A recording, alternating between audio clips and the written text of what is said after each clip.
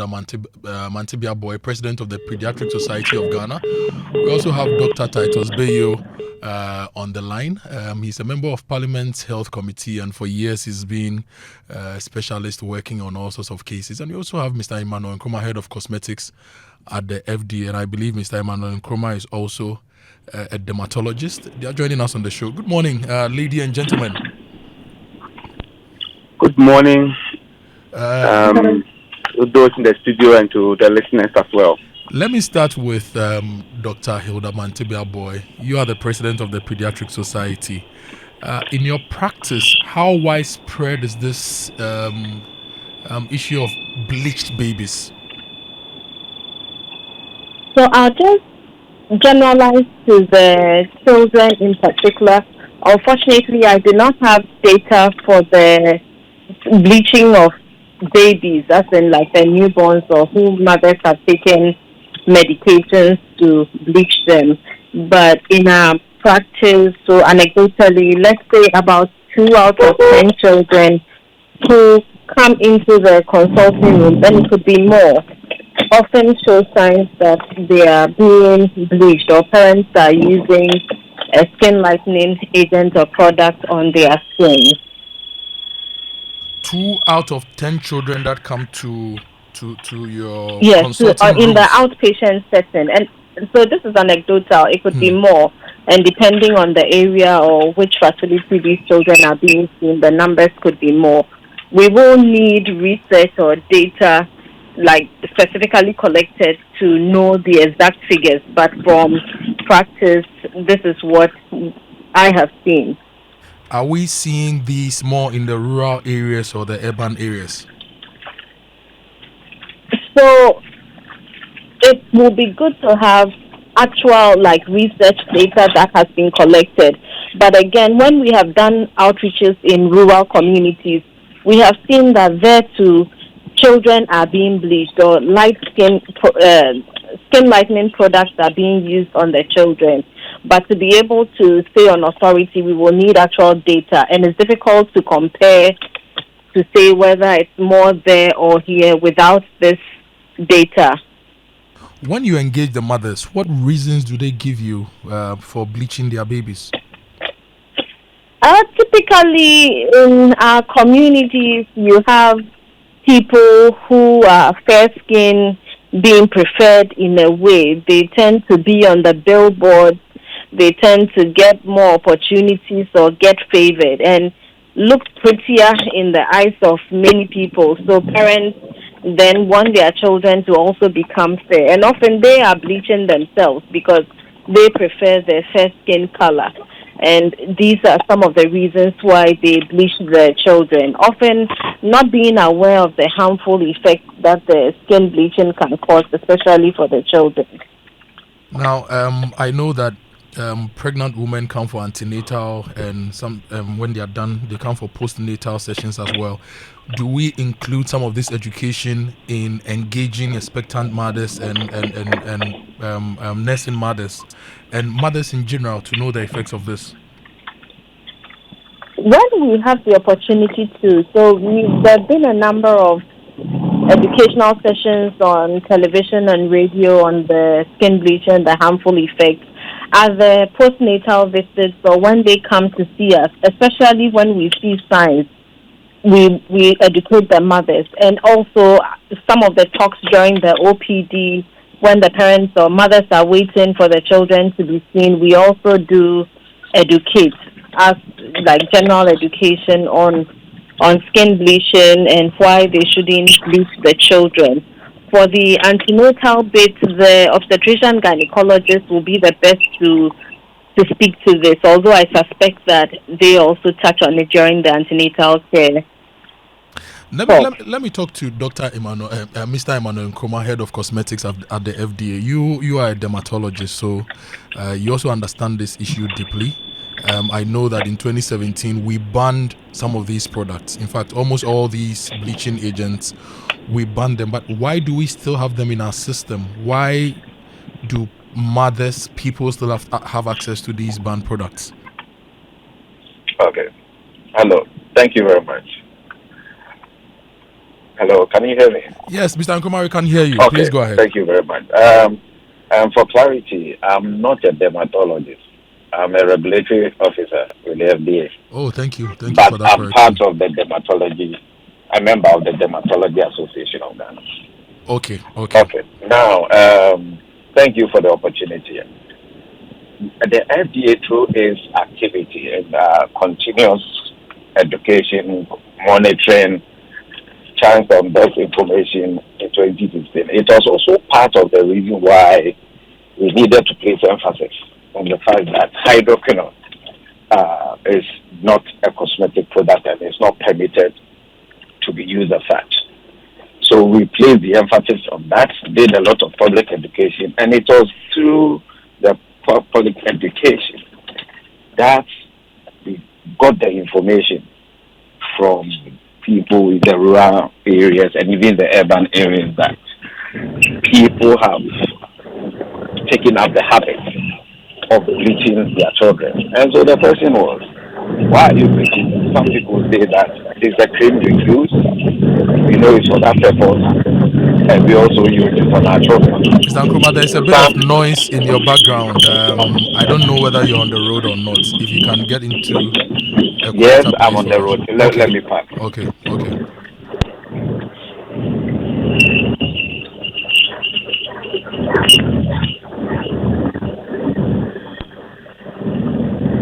Okay, so we are talking about bleached babies, the cost of beauty here on the Super Morning Show. We have on the phone Dr. Hilda Mantibia Boy, President of the Pediatric Society, Dr. Titus Bayo, he's a member of Parliament Health Committee, and Mr. Emmanuel Nkrumah, Head of Cosmetics at the FDA. We want to understand the products that have been banned and why they are still in the market and they are being used. Mr. Nkrumah, can you hear me? Please go ahead. Yes, I can hear you. Is it clear now? Perfect now. Okay, thank you very much. So the emphasis, we keep doing this publication, trying to inform Ghanaians on the harmful effects of these products. Even for adults, there are implications, there are health conditions, and long-term effects. And exposure to even the sun has a very harmful effect on the skin, let alone babies. You see, babies are such that they have a very delicate skin.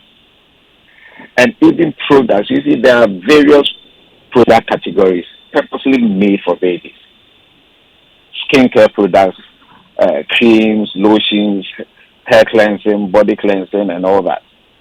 Even some babies are so sensitive that products that have fragrance, they react.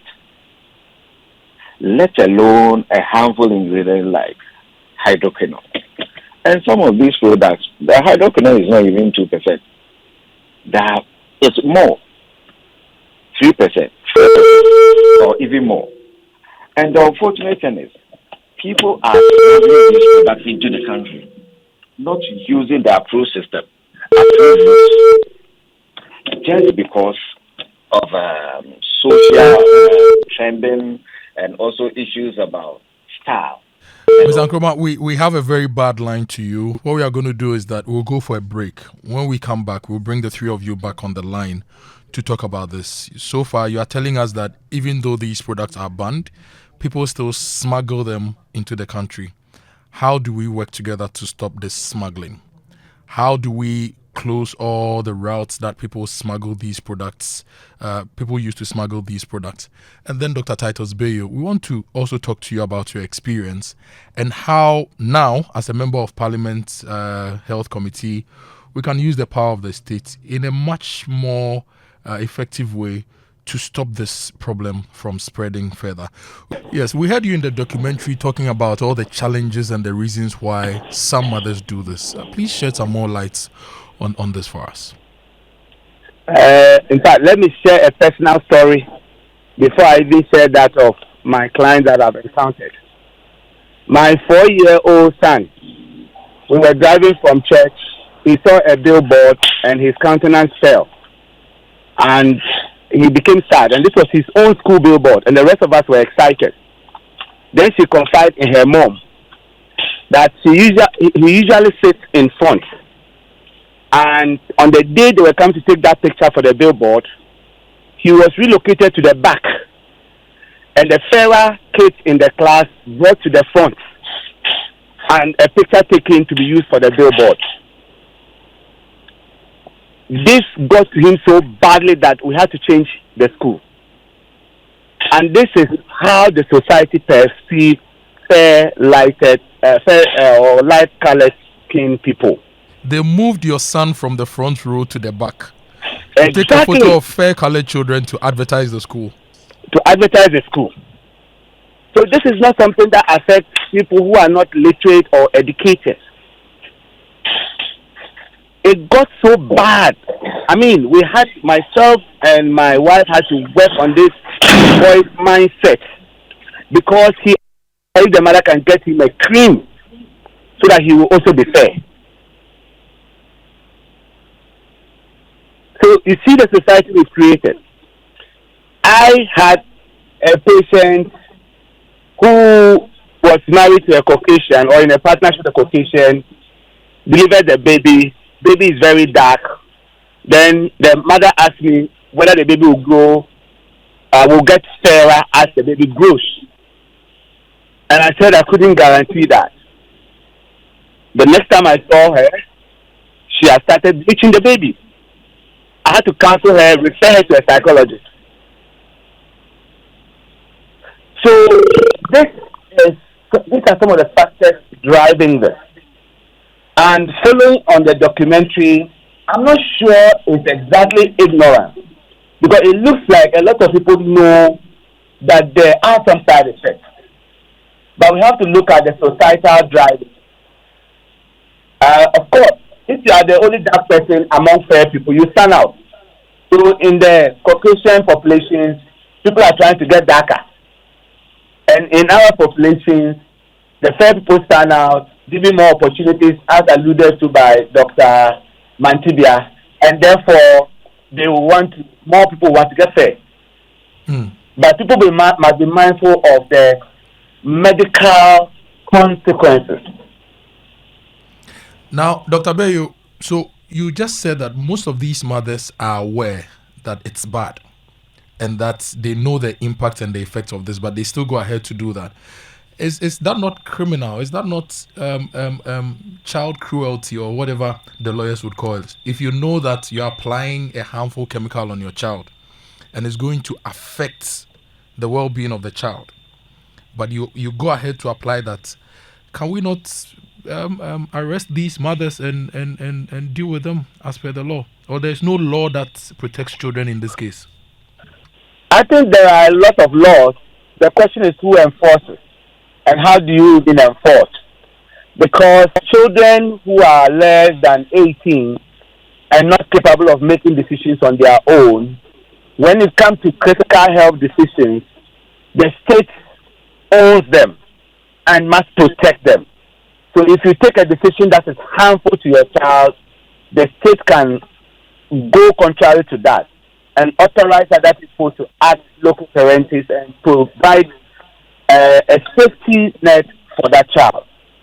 So, but it's a much broader problem, than going to arrest one or two parents.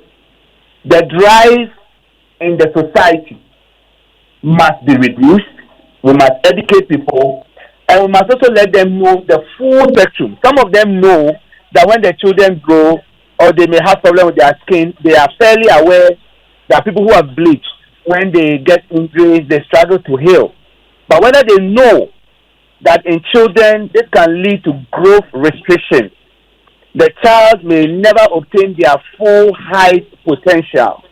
This child is at risk of developing Cushing syndrome, where the child has a rounded face, like a moon face as we call it, that it can have problem on their brain development, that they stand the risk of developing hypertension, even in children, and all the associated problems. Whether they know all of this, I'm not sure. So documentaries like this and forums like this to educate the people becomes useful. But at some point, some enforcement must come in. Yes, I'll come back to you for that enforcement and a bit more on the effects on our healthcare delivery, now the new cases of cancer that we are recording in our facilities and all that. But we've also been joined by Kwame Sapon Esiedu. He's a D&D fellow on public health.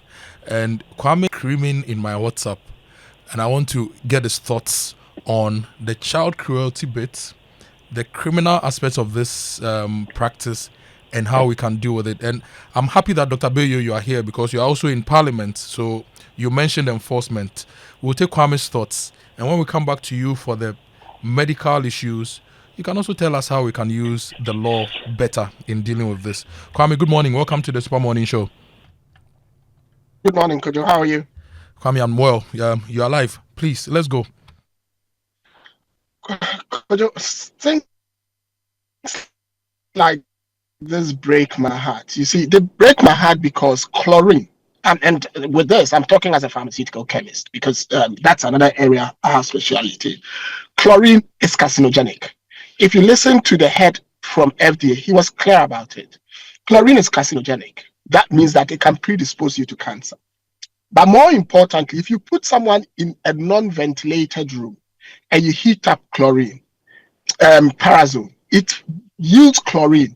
Not just the chlorine itself, but what we call the chlorine radical, because you've heated it and it would react with oxygen. If you inhale that, you can immediately develop acute chemical reactions to your body. It can actually give you mild burns and take off the upper layer of your skin, especially in a child who is that young. And that's dangerous because once you take off the top layer of the skin, the absorption through what we call the dermis of the skin is high. So immediately you are exposing that child to skin cancer without knowing. Let's park that.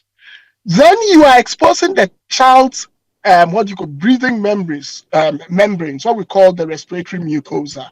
You are exposing it to irritants.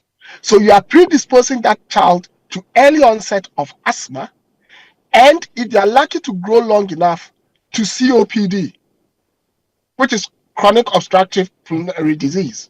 So this is not just to do with the skin, but other diseases as well, like asthma. Yes. So you are talking about, in very serious cases, you can actually get the child to choke because the chlorine can paralyze the reflex at the back of their throat. That helps them to get any fluid that will go into their throat out.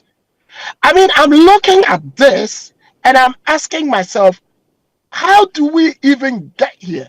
And I don't want to go further because with things like this, there are immediate, intermediate, and delayed onset stuff. Because you can get bronchospasms, you can get hypoxia, very, very dangerous things. And I'm quite sure it may have happened. It's just that when the mother brings the child to the emergency or something like that, they wouldn't be honest to tell the doctors or the health professionals there what actually led to the emergency they are reporting. So it will come in and they'll say, "Akolane asthma attack," or something like that, without actually saying what actually led to it, because you are leaving that kid in a non-ventilated room for 30 minutes. And that's key. The concentration of chlorine in parazone, if you heat it, gives you an air, concentration level of more than 3 parts per million. That's dangerous. Look, that is why the minute I started looking at this, I started screaming in your inbox because I was like, somebody somewhere must be arrested. Somebody somewhere must be prosecuted. This is child cruelty. So we need to make an example of mothers doing this to deter others from doing same? Apart from, yes. But you see, then let's park the parazone. Now let's go to the isotretinoin. In that skin preparation you talked about. In the UK, if a female is prescribed isotretinoin because they have a condition with the skin, even then, you as a pharmacist need to tell that person not to conceive because it has what we call teratogenic effects. That when you talk about teratogenicity, it simply means that if the child and the mother was to get pregnant, the fetus might not develop properly. And Prof. Bayo has given examples of some of the things that could happen. So I'll not, elaborate the point. So even when it's medically prescribed, you need to put that safeguarding in place to ensure that a child doesn't unnecessarily come to harm because the mother has to be treated necessarily for a medical condition. If even as a professional, you didn't give that information to the mother, and the mother got pregnant, and there was what we call congenital malformation, and it was found that you didn't give that information out, you could be held professionally liable. That's professional misconduct. So you see, so I'm looking at the gravity of what we are doing to ourselves, and I'm asking myself, Queta has done a very, very good piece of work, but what is going to happen after this piece of work has been done? What's going to happen? Because we already have a health system that is inundated with a doubling of our disease burden. We have chronic diseases overlapping, infectious diseases. And we are not even finding how to get through that properly. Why would we just go and buy cancer on the cheap and add it to our problems? So we should... For children who... we should arrest those selling the cancer on the streets. We should arrest and prosecute the mothers applying the cancer in their homes as well. And maybe the men who are also not paying attention at home and allowing the women to do as they please. Well, there is, a stream of negligence here. If you listen to the FDA, creams containing hydroquinones are banned in Ghana anyway. Isotretinoin is a prescription-only medicine, so it shouldn't be sold in a cosmetic shop. So a cream that contains a banned substance and a prescription-only substance is a breach of the Food and Drugs laws. It's a complete breach of their laws. So the person importing is a criminal. The person selling is a criminal. The person using is a criminal. The parent who is also looking on is criminally culpable because you allow harm to come to a kid. Kwame, thank you. Thank you for bringing this angle to the conversation. I know you don't have a lot of time this morning, so I'll let you go. But let me go back to Dr. Titus Bayo and Mr. Nkrumah. So, Doc, you were talking about the medical issues and how we are struggling to deal with them. Please continue, sir. All right. So, I think that for an adult, if they cause harm to themselves, how we handle this should be different. For the children, it's really bad because these are very innocent children that don't know what their preference will be in terms of skin color when they grow.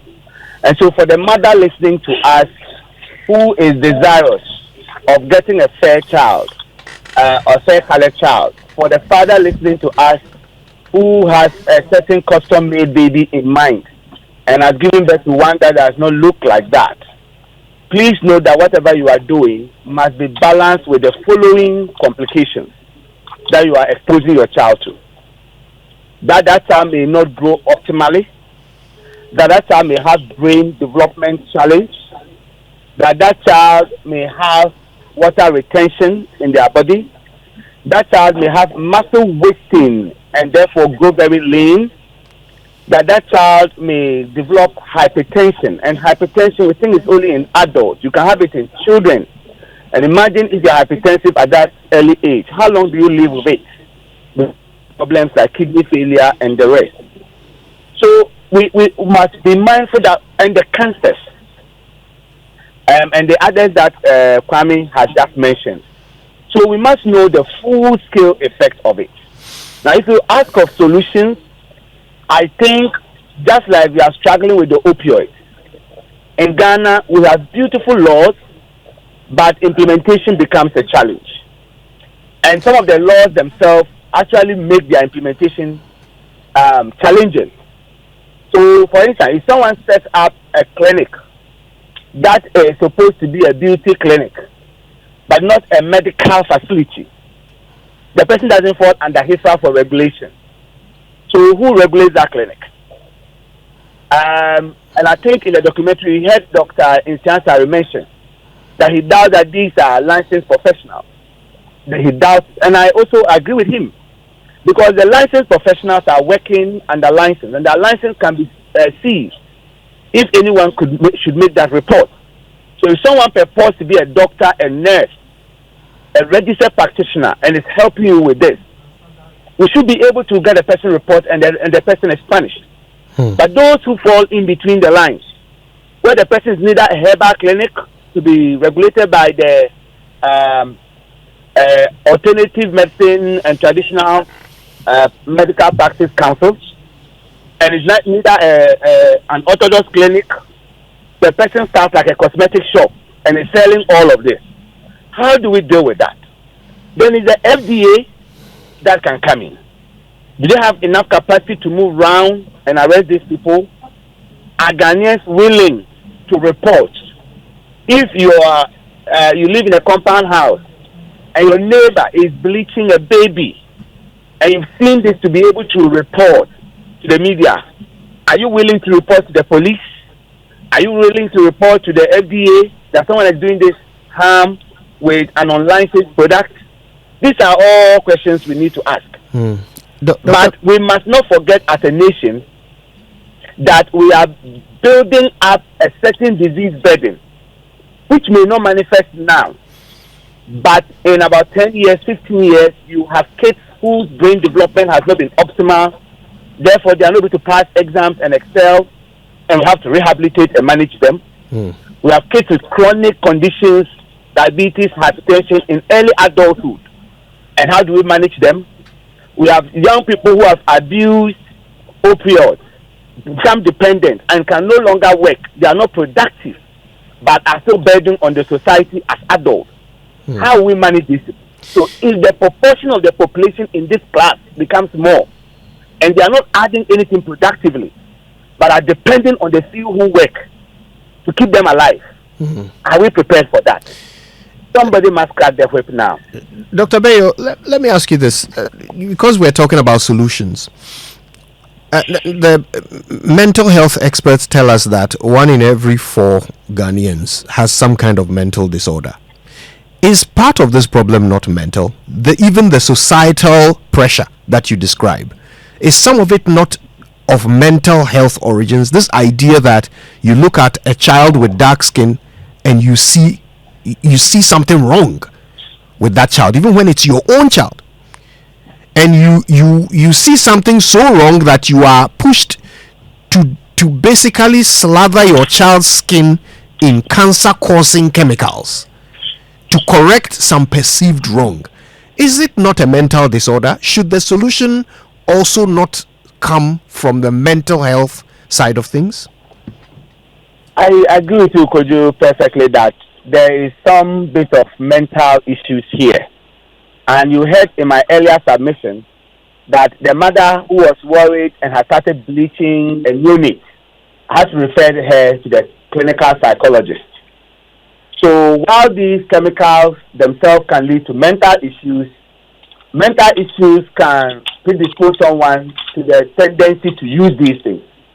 And in rehabilitating and managing them, the clinical psychologists, the mental health practitioners play a critical role. But you see, I don't know whether to use the term, whether it's an appropriate term, but we may be having a community diagnosis of mental problems, where the value system of the entire community appears to be shifting. And therefore, you need to rehabilitate the entire society. Because when a large proportion of the society believe that just being fair makes you beautiful, just being fair should give you advantages. When teachers, proprietors of schools are looking for fair people to sit in front of their class to take pictures so that they can be on a billboard to attract more students, to show that what they have caste in their school, or white people coming to the school, what does that mean? So that means that there is a wider societal problem, and maybe a communal diagnosis and communal therapy is needed as well. Okay, now let me talk to Mr. Emmanuel Nkrumah briefly before we wrap up this conversation for the morning. Mr. Nkrumah, the FDA has been working on this for years. Obviously, the work you're doing is getting some results, but there's still a lot more to be done. How can we help the FDA to rid our country of these products and to save us from this problem? Okay, thank you very much.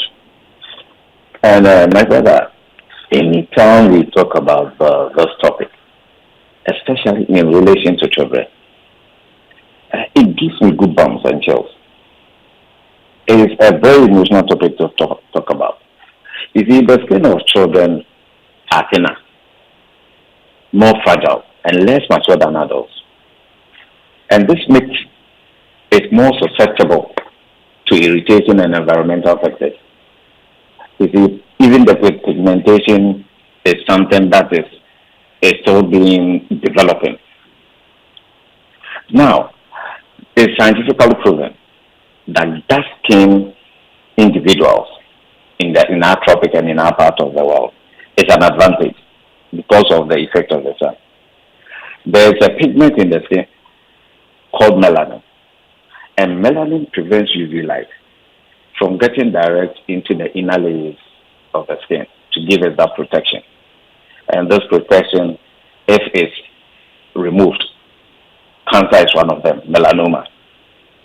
So this melanin gives a protective layer. And my brother, the more you use these skin lightening products, especially hydroquinone, it reduces the production of melanin. So the more darker you are, the more melanin you have. The less melanin you have, the lighter you become. So this layer that God has created for us, where we are, why do you want to take it off? How many even that sunscreens are very important and good to use? But my brother, between me and you, how many people use sunscreen in our part of this world? Even though it's important, it has an advantage, right? And people even go to the extent of mixing products with products like tretinoin and steroids. Our medics were talking of issues, health issues. There are many. Kidney disease, liver disease, cancers and the like. Right? And this effect is so dangerous that it affects not just the health and safety of the Ghanaian, and for that matter, our wonderful children who are the future of this country, but it also has socio-economic impact in nation building because a lot of money will have to be pushed through the health sector to address this issue. It's a big problem. Medication that we don't need. It's a big problem. So I'm looking at the top 20 diseases that are reported to our hospitals, and it looks like now these challenges have taken over the regular ones we knew. So these non-communicable diseases have taken over the infectious diseases, like the other panelists said. And as we all know, FDA over the years has banned a lot of these chemicals. In fact, almost all the chemicals have been banned, but we find them in our system. So how can the populace help FDA to rid the system of these formulations that we see every day? Okay, thank you. It's a responsibility for every Ghanaian to help us to do this. The media is part. The regulators are doing their part. We do it together. Public education is key. We inform people. But ignorance is no excuse. Right? We need to continuously do this. The FDA have all the apparatus in place. We have communication channels. We have social media handles. You just name them. We have toll-free lines. The FDA offices are open in all the regions across the country. There are contact persons. Me, I'm here. My number is open out there. Every officer who is in charge in protecting the health and safety of the Ghanaian, especially children. So when we find these products, we should call you and let you know where we found them so that you clamp down on those, exactly, those we'll selling do them. that. But can you share names of some of the products? You've mentioned the ingredients in most of these products, but we don't know the names. Can the FDA put together a list possibly and share with us so that we use that for public education purposes? It's something that has been done in the past. we can revisit it and always put it out there. The issue is the ones that were put out there, the manufacturers were engaged, they were trained, it's been done. Now there are others which keep trickling in, and we keep informing the general public. If you see any of these products on the market, true or not, suspicious or not, inform the FDA. We will verify and update you with the information personally, in the media, or through any medium available to ensure that the right information gets to the Ghanaian. Tomorrow it can be my nephew, my niece, right? And this is so important that if we don't do it at this time, it will get out of hand. Yeah, we need to do this job at this time. Mr. Emmanuel Nkrumah, Head of Cosmetics at the FDA, Dr. Titus Bayo, Member of Parliament's Health Committee.